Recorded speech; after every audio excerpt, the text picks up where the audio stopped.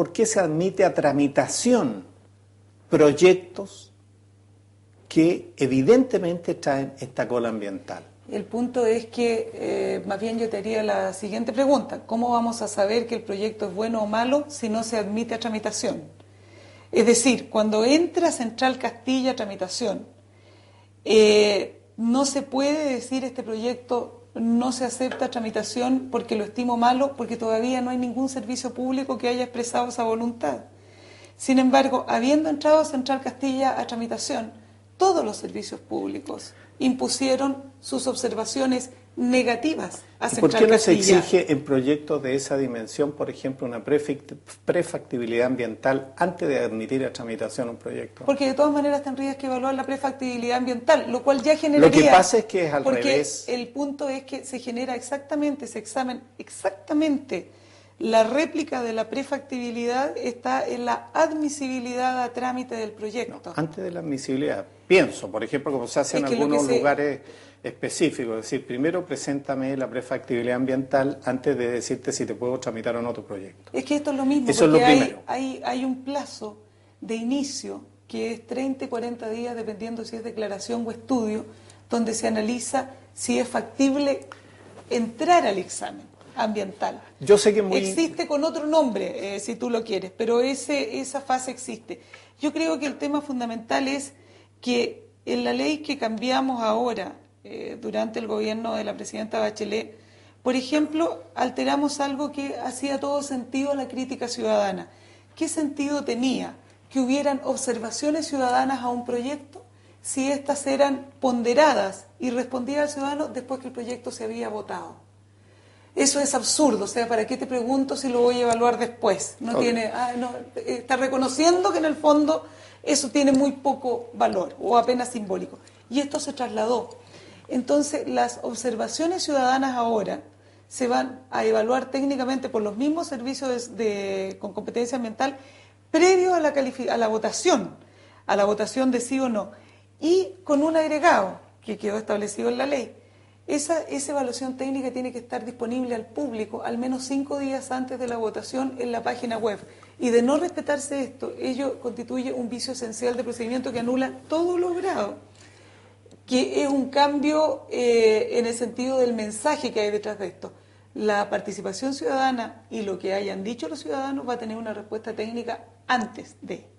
Y eso es importante. Analía, es evidente que este es un tema de una sensibilidad política y sería injusto, ¿no es cierto?, que precisamente el gobierno que hizo el cambio, el giro en las políticas de la concertación, que fue el gobierno de la presidenta Bachelet, para instalar una institucionalidad medioambiental responsable, fuerte, además perfectamente identificable, pudiera responder a todos los problemas que son un acumulado de 20 años, muchos de ellos.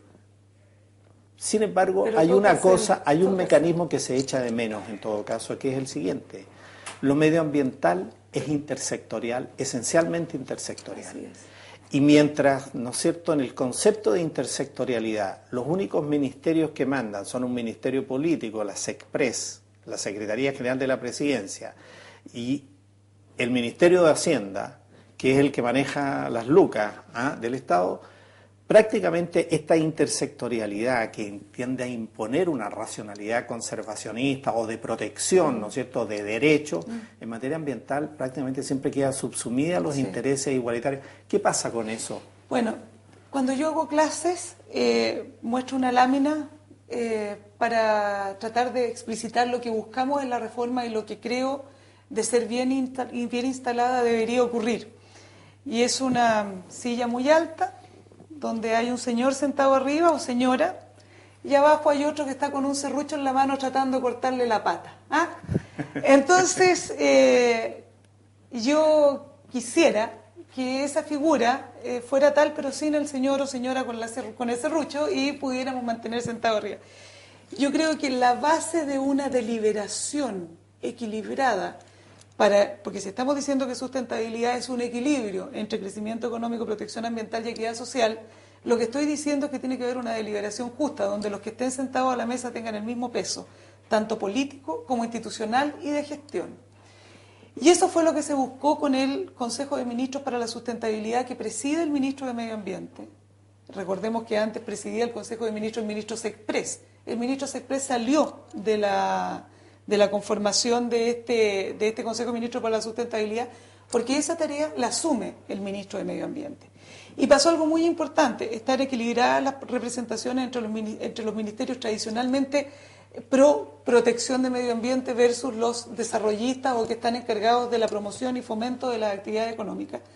Y con un agregado muy importante, fíjate que hasta antes de la reforma, por ejemplo, el Ministerio de Economía, que tiene a su cargo la Subsecretaría de Pesca y el Servicio Nacional de Pesca, pudo dictar, sin preguntarle una coma a la CONAMA de la época, el reglamento medioambiental para la acuicultura.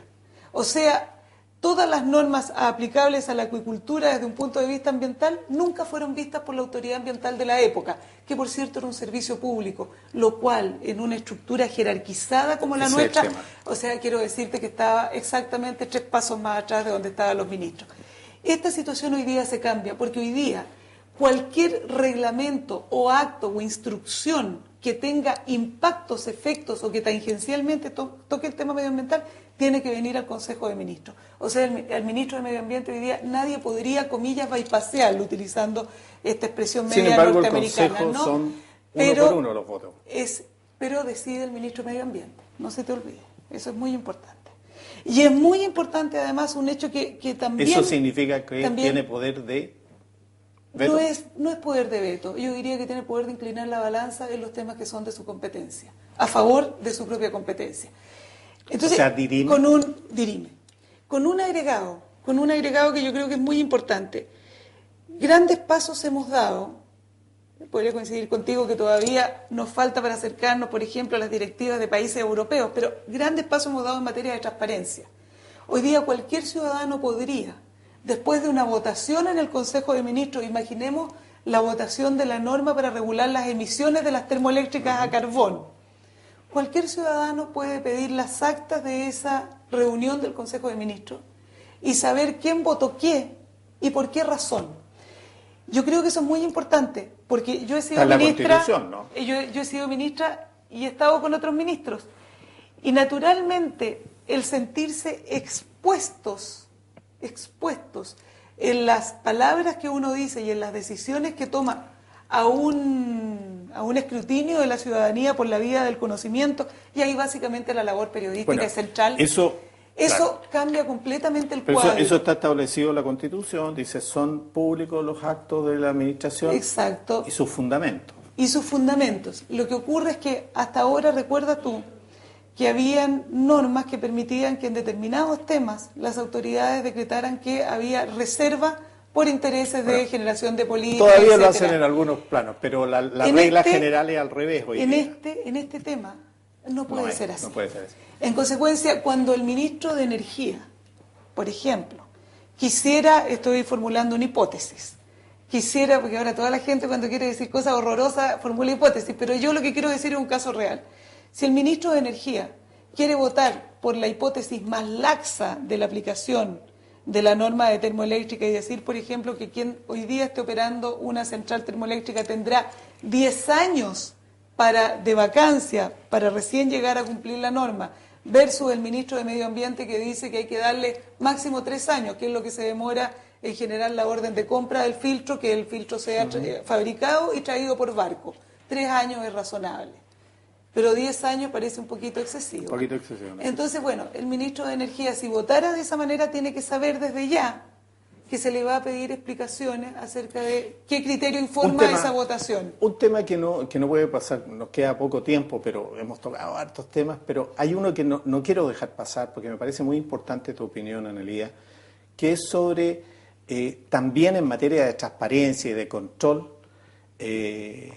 el papel de los funcionarios públicos que pasan rápidamente, ¿no es cierto?, al sector privado una vez que terminan o viceversa. Sí. Esta especie de promiscuidad e intercambiabilidad. Es muy grato verte, por ejemplo, a ti de docente. A mí me tocó en Estados Unidos ver a William Perry, después de ser uno de los hombres más poderosos del mundo, encontrarlo en Stanford, instalado en una universidad, ¿no es cierto?, y no dentro de una empresa.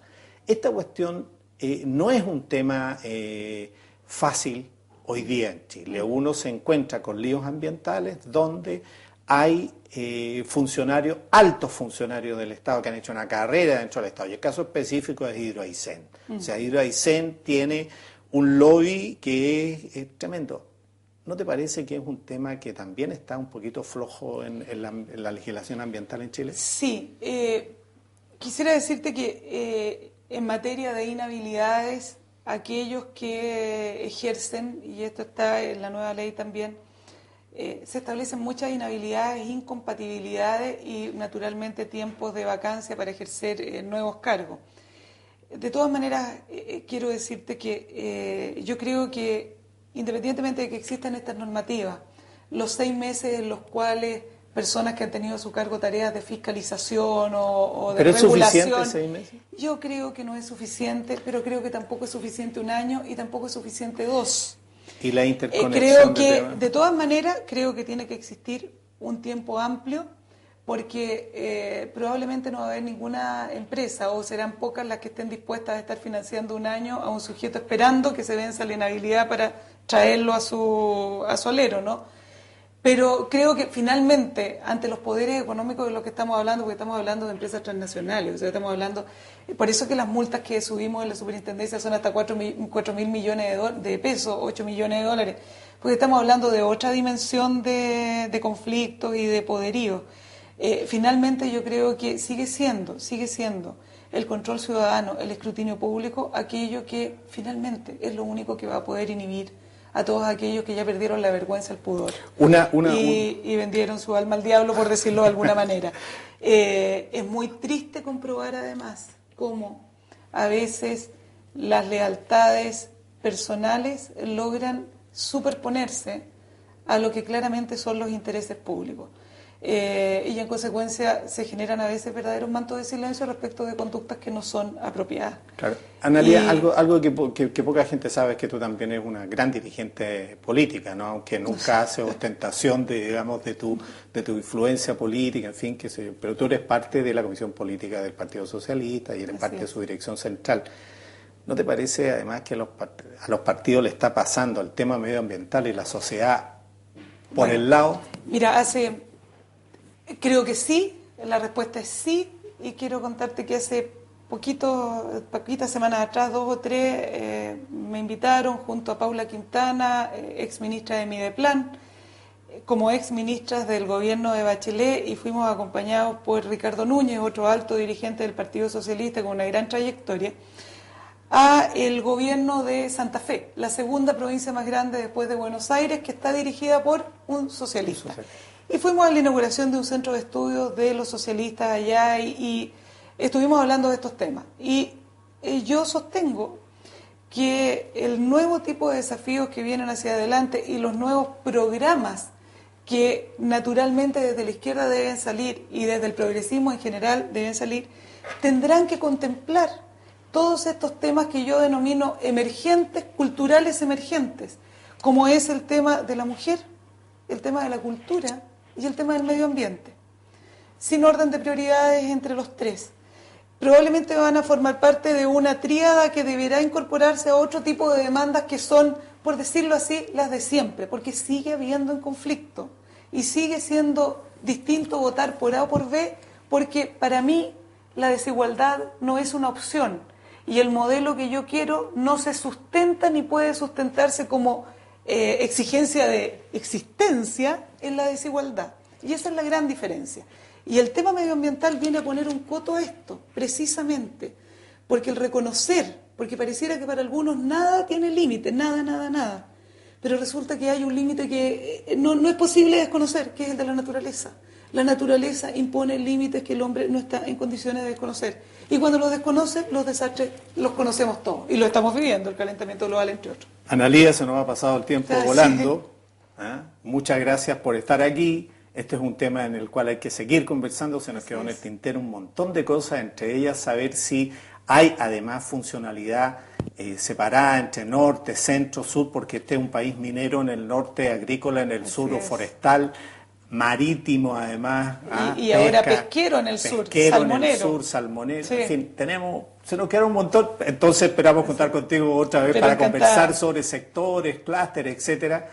Y te damos las gracias por estar con nosotros y hasta pronto, a la segunda. Gracias.